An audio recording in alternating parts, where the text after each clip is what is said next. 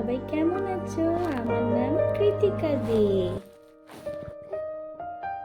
আমি মার চ্যানেলের নতুন সদস্য। এখন আমি মার কোলে বসে আঙুল খাচ্ছি আর কথা বলছি তোমাদের সাথে।